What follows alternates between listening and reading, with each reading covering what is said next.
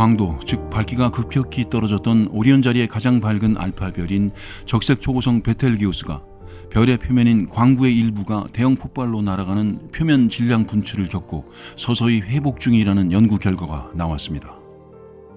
베텔게우스의 표면 질량 분출은 태양의 바깥 대기에서 플라즈마를 대량 방출하는 코로나 질량 분출의 약 4천억 배에 달하는 관측사상 전례가 없는 것으로 제시되었습니다. 미국 항공우주국 나사에 따르면 하버드 스미소니언 천체물리학센터 천체물리학자 안드레아 듀프리 박사가 이끄는 연구팀은 허블 우주망원경을 비롯한 다수의 망원경 관측 자료를 분석하여 얻은 이러한 결론을 공개했습니다. 연구팀은 표면 질량 분출 전과 후와 진행 과정에서 포착된 다양한 망원경의 분광 및 이미지 자료를 퍼즐 조각 삼아 항성 진화 마지막 단계에 접어든 늙은 별의 격변을 밝혀냈습니다. 듀프리 박사는 별 표면에서 이처럼 거대한 질량 분출이 이루어진 것은 본 적이 없다면서 이는 전적으로 새로운 현상으로 별의 진화를 실시간으로 보고 있다고 했습니다. 지구로부터 약 640광년 떨어져 있는 베텔게우스는 반지름이 태양의 800배, 질량은 태양의 20배에 달하는 별로 수소 핵융합이 끝나고 헬륨을 태우며 부풀어 올라 태양계로 따지면 광구가 목성거리까지 팽창한 적색 초거성 단계에 있습니다. 표면 질량 분출은 지난 2019년 별의 내부 깊은 곳에서 160만 킬로미터 넘는 영역에 걸쳐 용솟음친 대류기둥에 의해 유발된 것으로 추정되고 있습니다. 이 대류기둥이 광구의 일부를 우주로 날려버리고 이 물질들이 식으면서 먼지 구름을 형성하여 지구에서 관측했을 때 별의 광도가 급격히 떨어뜨리게 된 것으로 제시되었습니다. 베텔게우스는 2019년 말부터 수개월간 광도가 급격히 떨어져서 적색 초고성의 다음 단계인 초신성 폭발이 임박했다는 추정이 제기되기도 했습니다. 베텔게우스는 200년 가까운 관측을 통해 400일 주기로 밝기가 변화하는 맥동을 해온 것으로 알려져 있는데 현재는 이런 맥동이 일시적으로 사라진 상태입니다. 이는 표면 질량 분출 충격이 얼마나 컸는지를 입증하는 것이라고 연구팀은 밝혔습니다. 듀프리 박사는 베텔게우스의 맥동을 일으키는 대류환, convection cells가 균형이 안 맞는 세탁기통처럼 철벅거리고 있을 수 있다면서 허블 우주망원경과 프레드 위플 천문대의 딜링하스트 망원경 분광 자료는 베텔게우스의 광구 표면이 정상으로 회복됐을 수는 있지만 아직도 젤라틴처럼 흐물거리고 있다는 점을 보여주고 있다고 설명했습니다. 연구팀은 태양이 코로나에서 플라즈마를 대량 분출하는 표면 질량 분출 현상을 보이지만 광구 일부가 폭발하며 날아가는 것은 관측된 적이 없어서 둘은 다른 현상일 수도 있다고 했습니다. 연구팀은 차세대 망원경으로 본격적인 과학 관측을 시작한 제임스 웹 우주 망원경을 이용하여 베텔게우스에서 분출한 물질을 적외선으로 관측할 수 있을 것으로 기대하고 있습니다. 제임스 웹 우주 망원경이 보이저 2호 이후 30여 년 만에 해왕성의 고리를 가장 선명하게 잡아내며 다시 최고 성능을 입증했습니다. 태양계의 8번째 행성으로 가장 바깥에 있는 해왕성은 다른 목성형 행성처럼 고리를 두르고 있지만 이 중 희미한 고리는 지난 1989년 보이저 2호가 몇 시간에 걸쳐 근접 비행하며 촬영한 이미지의 존재를 드러낸 이후에는 포착되지 않았습니다. 2022년 9월 21일 제임스 웹 망원경은 근적외선 카메라를 이용하여 0.6에서 5 마이크로미터 적외선 영역에서 해왕성을 관측했으며 밝고 좁은 고리와 함께 희미한 먼지띠까지 선명하게 잡았습니다. 제임스 웹 망원경 프로젝트 과학자로 해왕성 전문가인 하이디 하멜 박사는 이 희미한 고리를 마지막으로 본 지 30년이 됐다면서 적외선 영역에서 해왕성을 관측한 것도 이번이 처음이라고 했습니다. 영국인 천문학자 윌리엄 러쉘이 1846년에 처음 발견한 해왕성은 태양빛이 제대로 미치지 못하는 태양과 지구 거리의 30배에 달하는 먼 곳에서 164년 주기로 태양을 돌고 있어서 정오가 되어도 어둑한 해질녘처럼 어둡다고 합니다. 허블 우주망원경의 가시광 관측에서는 대기 중에 메탄이 섞여 있어 푸른색으로 잡혔지만 제임스 웹 우주망원경의 적외선 이미지에서는 메탄이 붉은색과 적외선을 강하게 흡수함으로써 전체적으로 어둡게 포착되었습니다. 다만 높은 고도에 메탄 얼음 구름이 있는 곳은 메탄가스가 태양빛을 흡수하기 전에 이를 반사해 밝은 띠와 반점으로 잡혔습니다. 적도 주변의 밝은 선은 대기가 적도 인근에서 하강하여 데워지면서 주변의 차가운 가스보다 적외선에서 더 밝게 빛나서 형성된 것으로 행성의 대기 순환을 나타내는 것으로 제시되었습니다. 이 밖에 제임스 웹 우주망원경은 해왕성의 14개 위성 중 7개를 포착했습니다. 해왕성보다 더 밝게 사방으로 빛을 뻗는 회절 스파이크를 형성한 천체는 그중 하나인 트리톤입니다. 트리톤은 표면이 응축된 질소 얼음으로 덮여 있으며 태양빛의 70%를 반사하여 대기 중의 메탄이 빛을 흡수하기 때문에 어둡게 잡힌 해왕성보다 더 밝게 나타났습니다. 해왕성의 위성 중 가장 큰 이 위성은 자전축과 공전 방향이 반대인 역행 위성이어서 태양계 외곽의 카이퍼 벨트 천체가 해왕성 중력에 붙잡힌 것으로 추정하고 있는데 앞으로 이를 규명하기 위한 제임스 웹 망원경의 추가 관측이 이어질 예정입니다.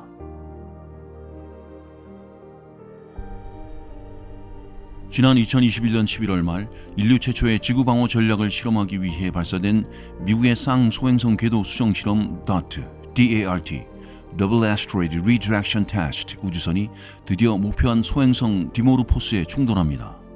자판기 크기 우주선을 지름 160m 소행성에 충돌시켜 원래 궤도가 바뀌는지 파악하려는 것인데 인류의 운명을 하루아침에 바꿔놓을 수도 있는 소행성 충돌 위험에 선제적으로 대처하겠다는 의지가 깔려 있습니다.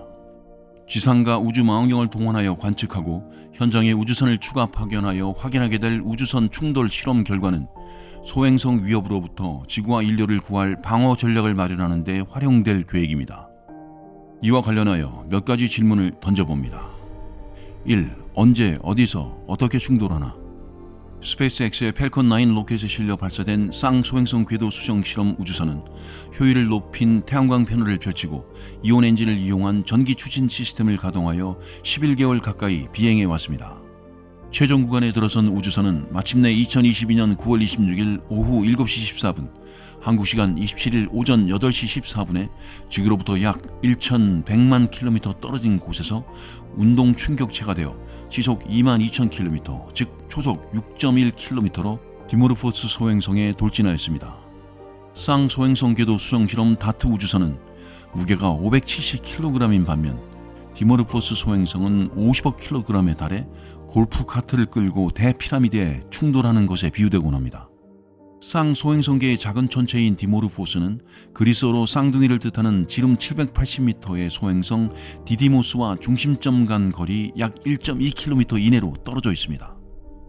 이 거리에서 초당 17cm씩 11시간 55분 주기로 모체인 디디모스를 돌고 있습니다.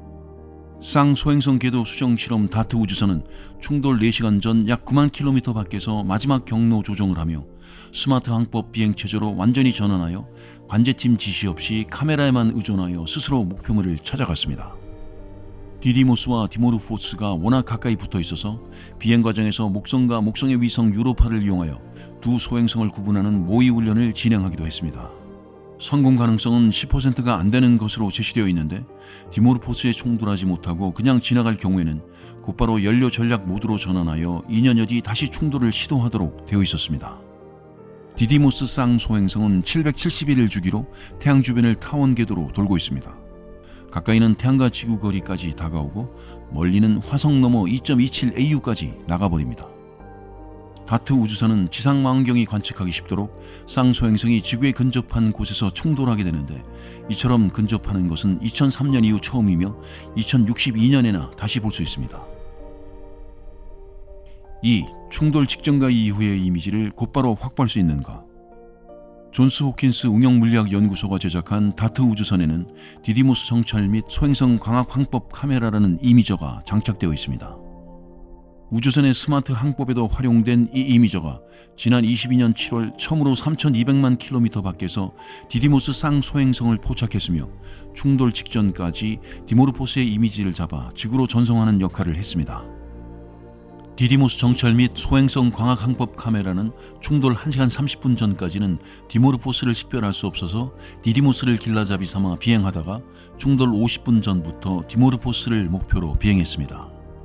우주선은 충돌 2분 30초 전 이온 엔진을 끄고 관성의 힘만으로 충돌하게 되었는데 충돌 3초 전까지 보내는 이미지는 아직 형체조차 파악되지 않은 디모르포스가 처음으로 인류에게 모습을 드러내는 순간이었습니다.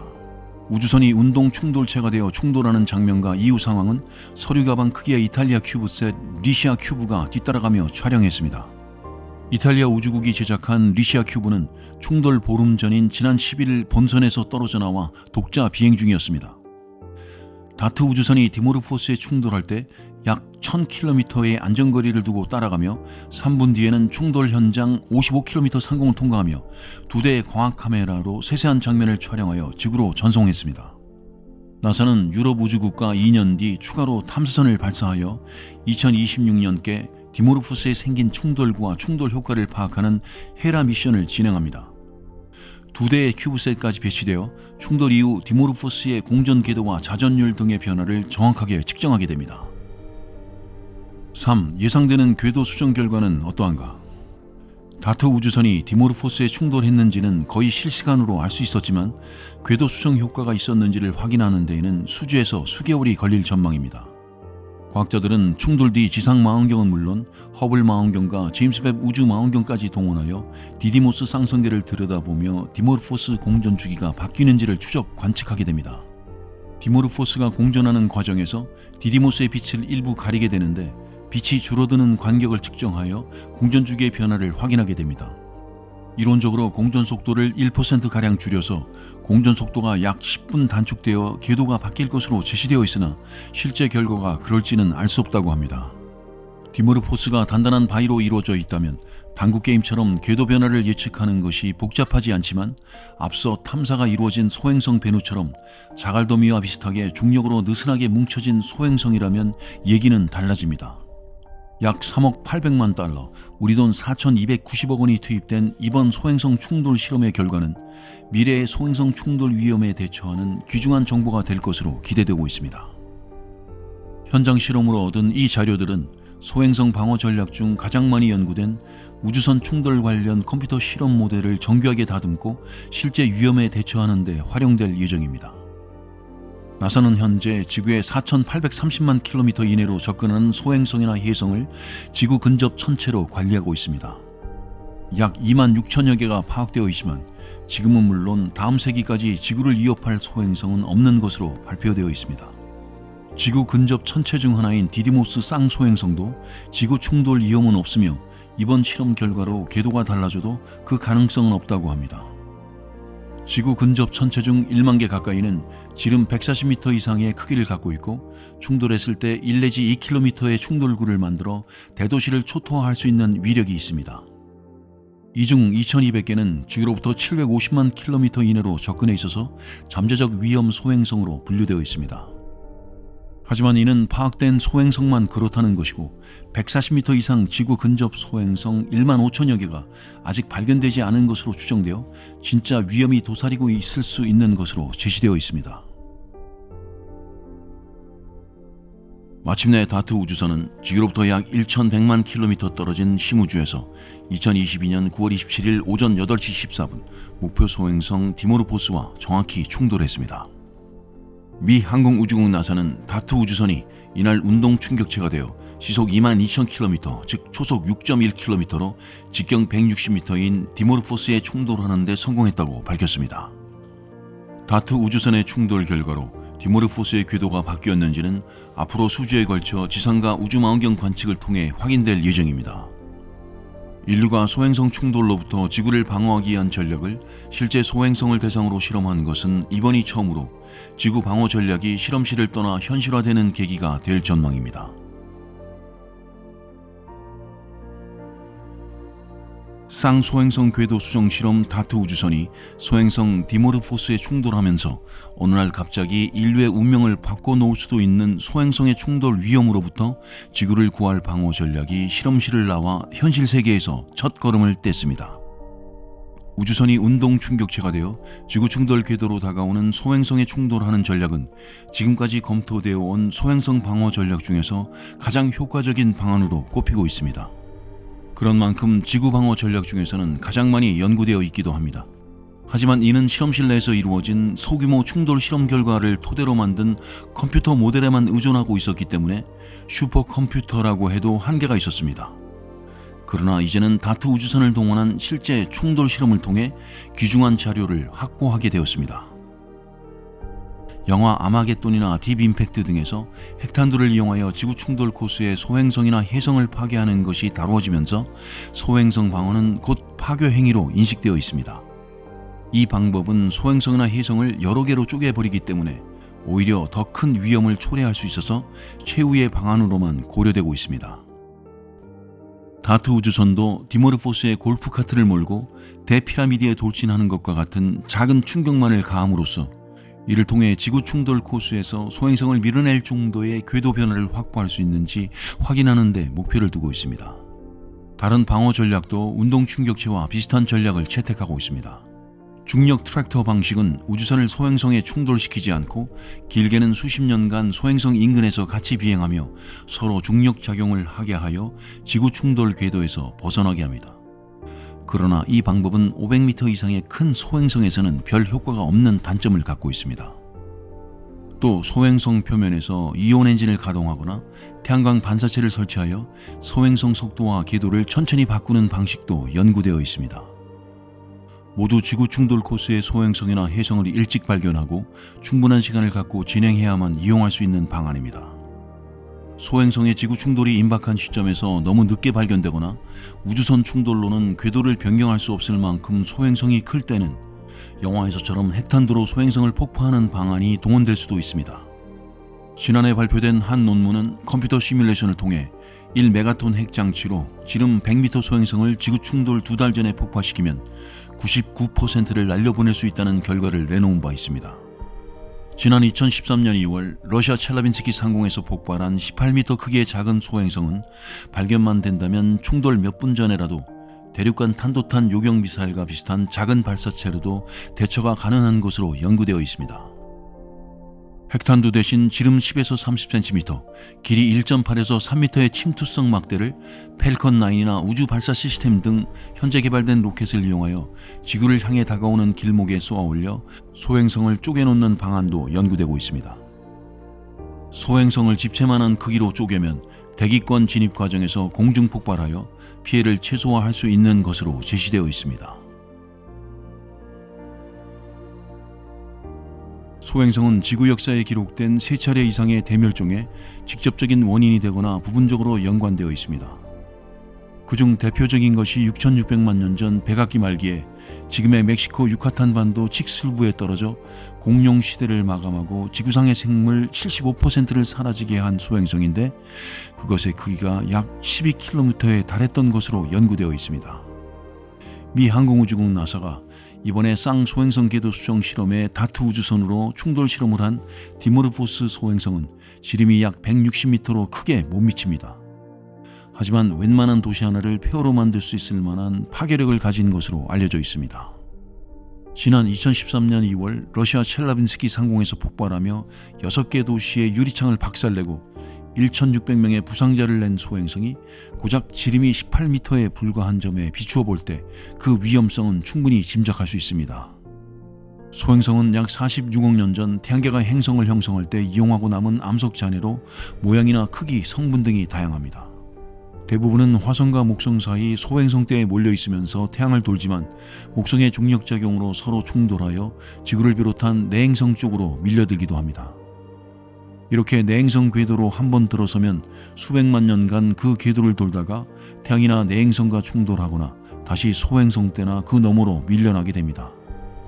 과학자들은 현재 지구에서 4,800만 킬로미터 이내로 접근하는 지구 근접 천체와 지구 궤도와 교차하는 궤도를 가진 소행성을 주목하고 있습니다.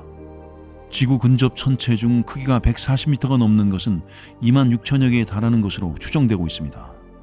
지름 140m 정도의 소행성은 약 1에서 2km의 충돌구를 만들며 대도시 하나를 초토화하고 대량 인명피해를 유발할 수 있는 것으로 추정되고 있습니다. 이보다 더 큰 지름 1,000m 이상의 소행성은 10km, 지름 10km 이상의 소행성은 100km의 충돌구를 형성하며 각각 문명의 붕괴와 지상의 생물 대멸종을 초래할 것으로 분석되어 있습니다. 1,000m급 소행성은 50만 년에 한 번 정도 지구와 충돌하고 10km급 소행성은 1억에서 2억 년에 한 번꼴로 충돌이 발생할 확률이 있는 것으로 계산되어 있습니다. 다행히 약 900개 정도인 1,000m 이상 소행성은 95%가 파악되어 있고 10km 이상 소행성은 4개 모두 추적 관리되고 있습니다. 문제는 약 2만 년에 한 번꼴로 충돌할 수 있는 140m급 소행성으로 2만 5천여 개가 있는 것으로 추정되지만 현재 확인된 것은 1만 개밖에 안 된다는 점입니다. 나머지 1만 5천 개는 앞으로 찾아내서 충돌 위험이 있는지를 확인해야 합니다. 미국 의회가 지난 2005년 나사의 지구를 위협할 수 있는 지름 140m급 이상 소행성 90% 이상을 찾아낼 것을 요구했지만 매일 하나꼴밖에 발견되지 않고 있어서 앞으로 30년이 더 걸릴 것으로 예상됩니다. 그나마 다행인 것은 현재까지 발견된 소행성 중에서 다음 세기 내에 지구와 충돌할 위험이 있는 것은 없다는 점입니다. 약 100년에 한 번꼴로 지구와 충돌할 수 있는 지름 25m급 소행성은 약 500만 개에 달하는 것으로 추정되지만 지금까지 발견된 것은 0.4%에 불과합니다. 이 정도 크기의 소행성은 첼라빈스키 때와 비슷하게 공중 폭발을 유발하여 인구 밀집 지역에서 발생하면 부상자가 속출할 수도 있습니다. 지름 4m급 소행성은 약 5억 개에 달하고 0.1%만 발견된 상황이지만 1년에 한 차례 섬광을 일으키는 정도에 그쳐 걱정하지 않아도 되는 수준입니다. 지난 2019년 7월 지름 50에서 130m로 추정되는 2019 OK 소행성이 지구에서 약 7만 3천 킬로미터 떨어진 곳을 스치듯 통과했는데 이를 통과하기 직전에 알아챈 데서 얼마나 많은 파악되지 않은 위험이 도사리고 있는지를 가늠해 볼 수 있습니다. 이 소행성이 만약 지구와 충돌했다면 어느 곳에선가 80km에 달하는 지역이 피해를 봤을 것으로 추정되었습니다.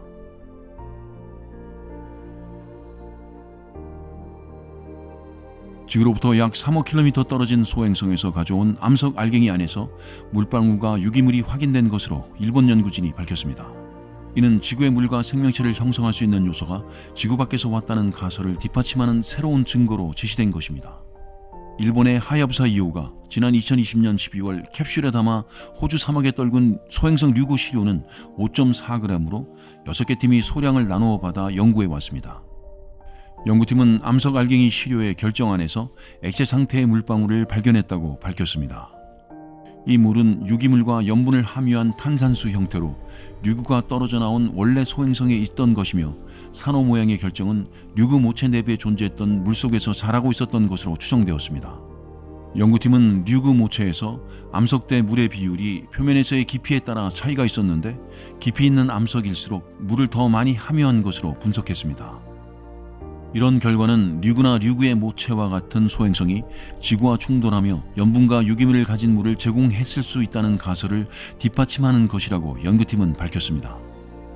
나카무라 교수는 시료 속의 물방울은 큰 의미를 갖는다면서 지구에 있는 바다나 유기물의 기원과 직접 연관됐을 수 있다는 증거를 발견한 것이라고 했습니다. 한편 연구팀은 칼로 잘라질 정도로 약한 류구 시료의 경도와 열 확산율 등 시료 실측 자료를 처음으로 반영하여 컴퓨터 시뮬레이션을 진행한 결과 류구가 떨어져 나온 원래 소행성은 태양계가 형성되고 약 200만 년 뒤에 지름 100km 크기로 만들어졌으며 이후 300만 년간 50도씨 이상 열을 받으며 물과 암석 간 화학 반응을 일으킨 것으로 나타났습니다. 류구는 지름이 10km가 넘지 않는 천체가 충돌하면서 충돌 지점으로부터 멀리 떨어져 있는 지역에서 나온 물질로 형성된 것으로 분석되었습니다. 연구팀은 류구 시료에서 1000도씨 이상 고온 환경에서 형성되는 칼슘과 알루미늄 등이 풍부한 입자를 확인하였는데 이 입자들은 태양계 주변에서 만들어진 뒤 류구의 모체가 형성된 것으로 추정되는 태양빛이 미치지 않는 먼 외곽까지 이동한 것으로 여겨지고 있습니다. 이는 태양계 형성 초기에 안쪽과 바깥쪽 물질이 대규모로 뒤섞였다는 점을 보여주는 것으로 해석되었습니다.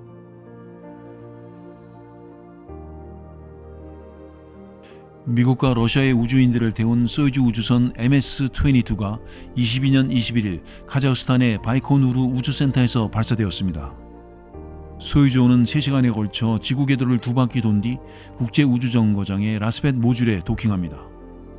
발사체에는 지난 9월 17일 탄생 165주년을 맞이한 러시아의 우주 비행 이론가 콘스탄틴 에드아르토비치 찌올코프스키의 이름이 붙여졌습니다. 양국의 우주 비행사들은 우주에서 188일 동안 50개 이상의 실험이 포함된 광범위한 프로그램을 수행한 후 2023년 3월 지구로 귀환할 예정입니다. 이번 실험은 국제우주정거장 비상사태에 대비한 대체 운송수단 확보 차원에서 합의된 것이지만 미국과 러시아 양국이 우주 분야 협력의 끈을 놓지 않았다는 상징적인 의미를 지니고 있습니다. 중국의 한 우주 기업이 이르면 2025년 우주 관광 서비스를 시작할 수 있을 것으로 전망했습니다. 중국 과학원 CAS에서 분사한 기업인 CAS 스페이스의 설립자인 양이칭은 중국의 민간 우주 분야가 연구 개발 단계에서 시장 원리를 고려하는 단계로 접어들었다며 이같이 밝혔습니다. 우주 관광 가격은 한 좌석당 200만에서 300만이 위한 우리 돈 약 4억에서 6억 원 수준이 될 것으로 그는 예상했습니다. 영국의 억만장자 리처드 브랜슨이 이끄는 우주기업 버진 갤럭틱이 최근 제시한 좌석당 45만 달러, 우리 돈 약 6억 2,600만 원보다 더 저렴하다는 점을 강조했습니다. CAS 스페이스는 상업용 위성 발사용 발사체 개발을 통해 관광객을 우주로 보내는 계획을 진행해 왔습니다. 현재 우주 관광 서비스는 테슬라 창업자 일론 머스크의 스페이스X, 아마존 창업자 제프 베이조스의 블루 오리진 등 미국계 업체가 주도하고 있습니다. 양희칭은 중개 상업 우주산업 시장 규모는 지식재산권과 인재양성 시스템 그리고 중앙정부의 지원으로 2015년에서 2020년 사이에 연평균 22% 성장했다며 10년 안에 미국의 개발 수준을 따라잡을 것 같다고 자신했습니다. 다만 자국의 상업용 우주기업의 규모가 상대적으로 작고 로켓과 위성 사업에서 수익을 내는 기업이 거의 없는 단계라고 설명했습니다.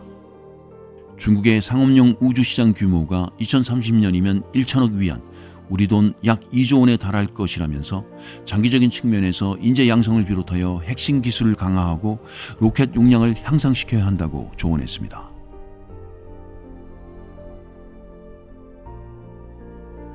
태국도 미래 핵심 산업으로 우주 산업을 꼽고 육성에 나섰습니다. 7년 이내에 위성을 달 궤도에 진입시킨다는 야심찬 목표를 세웠습니다. 태국 고등교육과학연구혁신부 산하 국가혁신원은 달 탐사선 등의 우주산업 임무 수행을 위한 새 발사대를 공개했습니다. 국가혁신원은 태국 경제를 살리기 위한 해법을 우주에서 찾아야 한다며 향후 7년 이내에 달 궤도 위성을 우주로 보내는 것을 목표로 삼고 있다고 밝혔습니다. 국가혁신원은 우주산업 지원을 위한 스타트업 인큐베이팅 프로그램도 신설했습니다. 태국 정부는 우주 관련 산업이 국내 다른 산업의 성장을 가속할 중요한 역할을 할 것이라며 중진국 함정에서 벗어나기 위해 전략적으로 우주 산업을 키우겠다는 입장입니다. 국가혁신원은 우주를 향한 경쟁에 뛰어들려는 노력은 단지 우주에서의 성과뿐만 아니라 지구상에서 가치 있는 사회적 경제적 이익을 가져다 줄 것이라고 말했습니다. 태국의 우주 산업은 이미 300억 밭, 우리 돈 1조 3천억 원의 경제적 가치를 가지고 있으며 앞으로 매년 10% 이상 성장할 것으로 예상한다고 국가혁신원은 설명했습니다. 국가혁신원은 장기적으로 이를 통해 1조 달러, 우리 돈 1,391조 원 규모의 세계 우주산업 시장에서 큰 수익을 올릴 수 있을 것으로 기대했습니다. 태국은 풍부한 자원과 노동력, 빼어난 자연경관 등을 바탕으로 경제 규모를 키웠으나 고성장세를 이어가지 못하고 중진국의 함정에 빠졌다는 평가를 받고 있습니다. 정부는 선진국 도약을 위해 기존 주요 산업인 관광과 농업 외에 차세대 자동차, 의료 바이오, 로봇, 그리고 물류산업 등을 미래산업으로 육성하고 있습니다. 여기에 우주산업을 또 하나의 전략사업으로 주목하고 있습니다.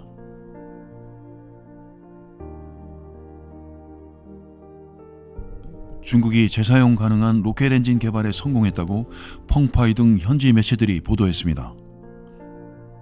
보도에 따르면 국영 중국항공우주과학기술공사의 자회사인 시안항공우주동력연구소는 자체 개발한 재사용 가능한 액체 연료 로켓 엔진 시험 비행에 성공했다고 밝혔습니다. 연구진은 새롭게 개발한 엔진을 주 엔진으로 사용한 뒤 점검과 정비를 거쳐 다른 비행에 사용하는 데 성공함으로써 중국 항공우주 사상 처음으로 액체 로켓 재사용을 실현했다고 주장했습니다. 장샤오진 시안항공우주동력연구소장은 이번 시험 비용을 통해 국내 엔진 재사용 기술이 실용화 단계에 도달했음을 보여줬다면서 국내 우주 프로그램 지원을 위한 기술 솔루션을 지속해서 모색할 것이라고 말했습니다. 재사용형 로켓은 미국 테슬라의 최고 경영자인 일론 머스크가 이끄는 우주기업 스페이스X가 처음 실용화했습니다. 로켓을 재사용하려면 기체를 특정 장소로 기환시키기 위한 유도 및 연료 활용 기술 등이 요구되며 착륙에 필요한 다리를 기체에 장착해야 하므로 경량화 기술도 필요합니다. 현지 매체는 지구 중저궤도까지 위성 등을 운반하는 로켓인 창정 8호 개량형이 재사용 엔진을 사용하는 로켓이 될 것으로 예상했습니다. 고체 추진체 로켓인 창정 8호는 길이 50.3m이고 직경은 3.35m로 무게는 356톤인데 태양 동기 궤도까지 위성을 포함하여 3 내지 4.5톤의 탑재물을 운반할 수 있습니다.